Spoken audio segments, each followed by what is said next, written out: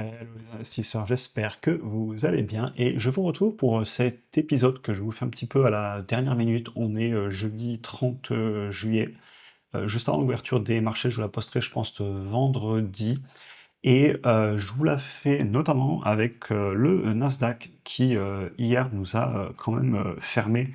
Enfin, on a eu la fermeture en correction à plus de moins 10%. Alors là, ça va ouvrir un petit peu à la hausse, mais on sera toujours dans les moins 10%.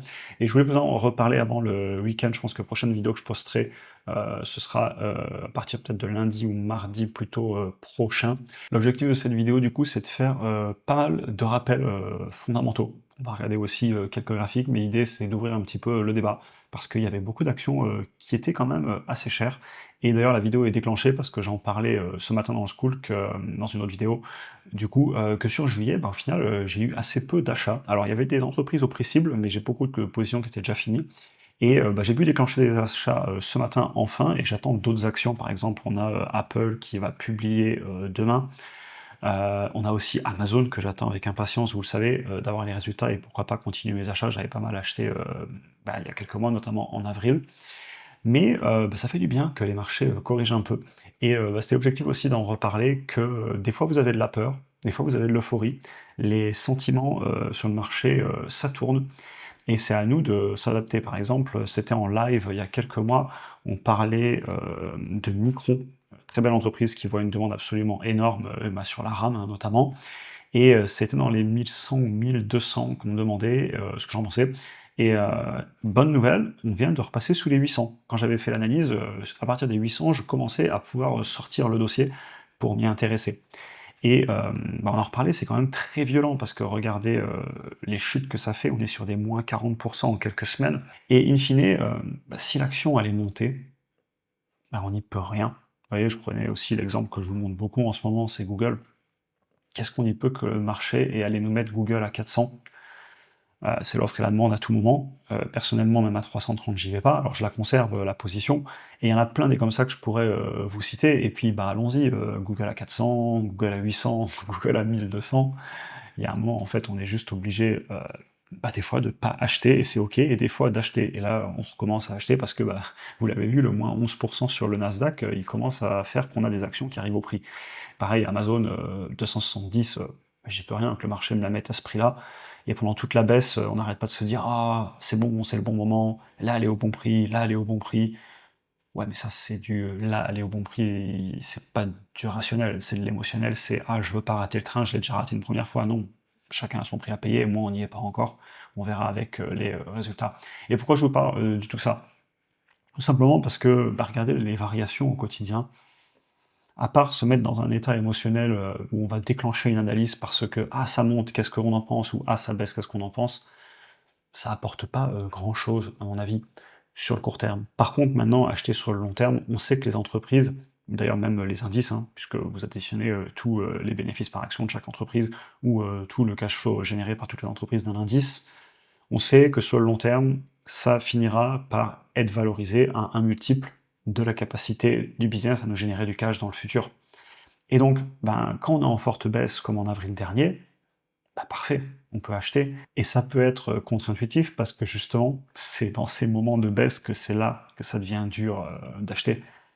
C'est entre guillemets presque plus simple émotionnellement d'acheter une hausse parce qu'on se dit ah ça continue de monter, c'est l'euphorie, on se fait entraîner par les discours, les marchés, les médias, ah elle monte, qu'est-ce que t'en penses, ah elle va faire que monter, les pénuries sur la RAM, etc., sans jamais regarder le prix qu'on est en train de payer.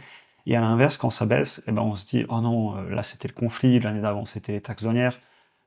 Je peux remonter les peurs, on en a eu énormément, je les note maintenant sur le S&P 500 comme vous le savez, ce qui nous permet de les suivre dans le temps, mais en fait ça devient difficile dans ces moments-là d'acheter. Pourquoi? Parce que je vous ai déjà montré les graphiques, sur les fonds indiciels, notamment S&P 500, d'une étude très connue, ça a tendance à acheter sur les points hauts et vendre sur les points bas.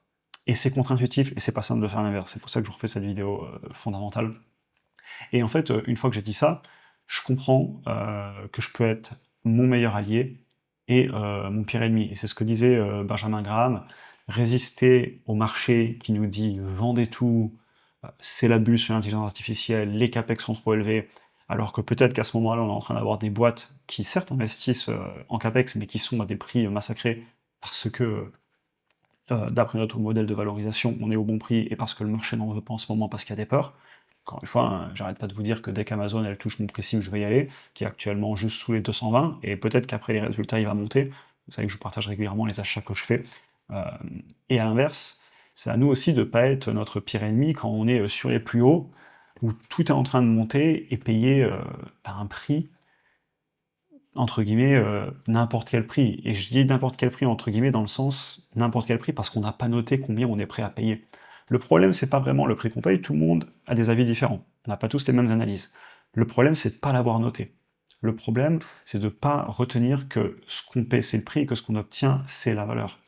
Et le pire, c'est que sur le long terme, vous connaissez les statistiques, on peut les ressortir rapidement de tête, mais voilà, sur plusieurs décennies, on a 95% de chances d'être en positif sur la S&P 500 de souvenirs sur 10 ans, et sur 20 ans, peu importe la période, on est en positif. Et la décennie perdue annoncée depuis quelques années, j'avais déjà fait une vidéo là-dessus où je m'étais un peu emporté à dire que, bah, en fait, la décennie perdue, on l'attend toujours, et en attendant, le bénéfice par action de toutes les boîtes, il est en train d'exploser, elles n'ont jamais gagné autant d'argent, et ils continuent à imprimer de l'argent. Le M2 d'ailleurs est sorti le 28 juillet, vous irez voir, ils ont imprimé encore plus de 100 milliards le mois d'avant, et le mois d'avant encore, ils avaient imprimé 250. Donc voilà, j'ai envie de vous dire, prendre du recul, retourner encore et encore voir les études qui montrent que ça a tendance à sortir sur les points bas et rentrer sur les points hauts, et que nous, en tant qu'investisseurs, on devrait faire l'inverse. Et évidemment, bah, je dis pas ça pour critiquer le trading, puisque des fois j'en fais un petit peu avec des options, et même de façon générale, ça fait 2 mois que je bassine sur YouTube à dire je trouve moins à acheter, j'y vais pépère, dans le school, je vous en parle même pas, je le dis 10 fois plus, je bassine tout le monde. En avril, plutôt mars même, et un peu début avril, je déployais à fond. Ensuite, janvier et décembre du début d'année, c'était l'inverse. J'étais tranquille, je remontais mes niveaux de cash. Donc c'est ok de vouloir, entre guillemets, mettre plus ou moins un certain moment, mais en fait, c'est pas parce qu'on essaie de terminer le marché, c'est juste parce qu'à un moment, on trouve des entreprises à acheter au prix qui nous intéresse, et des fois c'est pas le cas. Et même sur les ETF, je suis tout à fait partisan d'acheter tous les mois en DCA et de pas se prendre la tête, c'est une stratégie qui est très bonne. Et moi-même j'ai de l'ETF aussi. Donc voilà, attendez, je reprends un petit peu mes notes pour continuer. Et c'est ça que je voulais vous dire aussi. Quand on prend l'analyse d'une entreprise, en fait, les chiffres, c'est le plus facile.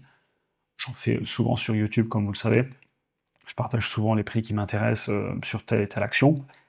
Et bah, le plus dur, c'est pas de déterminer combien faut payer l'entreprise. Le plus dur, c'est quand Google est annoncé comme elle va disparaître à cause de ChatGPT, d'aller dans le qualitatif et de se demander si la probabilité que ça arrive aura vraiment lieu. On pourrait prendre d'autres exemples d'entreprises. Est-ce que vraiment, je sais pas, en ce moment, vous avez quoi qui souffre à cause des CAPEX? Amazon, Meta, Microsoft.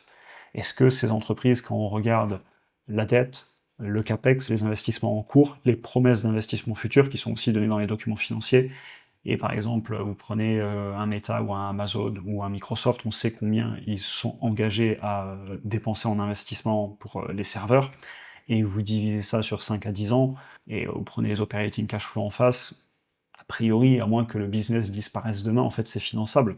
Il suffit de l'écrire noir sur blanc dans son analyse, et comprendre l'entreprise, écouter la direction, avoir fait le taf, et en fait, dormir sur ses deux oreilles, je pense que c'est là où beaucoup se joue. Le rationnel.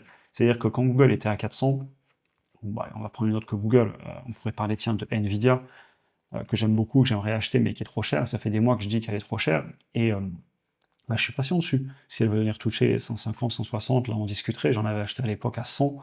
Enfin, voilà un petit peu pour la vidéo, c'était assez rapide, mais je voulais faire ces rappels. Et de la même façon, bah, je sais pas, si on prend, tiens, on me parlait récemment, bah, je vous disais, de Micron, de SK Hynix aussi, et en fait, quand on voit ce graphique, et j'en avais parlé en live en même temps que Micron, SK Hynix et toutes ces boîtes qui étaient en train de s'envoler la dernière fois, et bah, la question que je voulais remettre au premier plan là, pour finir cette vidéo, c'est les questions du type qu'on se pose à nous-mêmes: ça monte, qu'est-ce que j'en pense? Ou ça baisse, qu'est-ce qui se passe? Et bon, SKNX, je l'ai pas en portefeuille, donc je vais pas spécialement vous donner un exemple concret, mais si on va prendre une autre action que je pourrais avoir en portefeuille, Par exemple, Microsoft, tiens, ils viennent de publier de très bons résultats d'ailleurs. La question sur Microsoft que je dois me poser, c'est pas «Oh, elle baisse, qu'est-ce que j'en pense?» parce que là, je suis en train de démarrer l'analyse avec le mouvement du prix en bourse, et on l'a dit juste avant, c'est l'offre et la demande, c'est que des émotions. Ça n'a pas de sens de démarrer une analyse avec le postulat, et là je me parle à moi-même d'Orient, ça n'a pas de sens de démarrer une analyse avec le postulat de «elle monte, qu'est-ce que t'en penses?» ou «elle baisse, qu'est-ce que t'en penses?» Microsoft, je l'ai en portefeuille depuis 2020, c'était vers ici, là, et en fait, pendant maintenant, plus de 6 ans, je me suis jamais dit: «Tiens, Microsoft monte, qu'est-ce qui se passe?» ou «Tiens, Microsoft baisse, qu'est-ce qui se passe?» Non, j'ai l'entreprise en portefeuille, j'écoute les appels destinés aux investisseurs, j'écoute ce que décide Satya Nadella, le PDG, je regarde les décisions qui sont prises, et je la conserve pour le long terme, et ces questions, entre guillemets, du quotidien: «Elle a monté, qu'est-ce que t'en penses? Elle a baissé, qu'est-ce que t'en penses?» Bien évidemment que je regarde, parce que c'est hyper important de savoir ce qui se passe sur notre entreprise, mais c'est à aucun moment un déclencheur émotionnel dans mes décisions.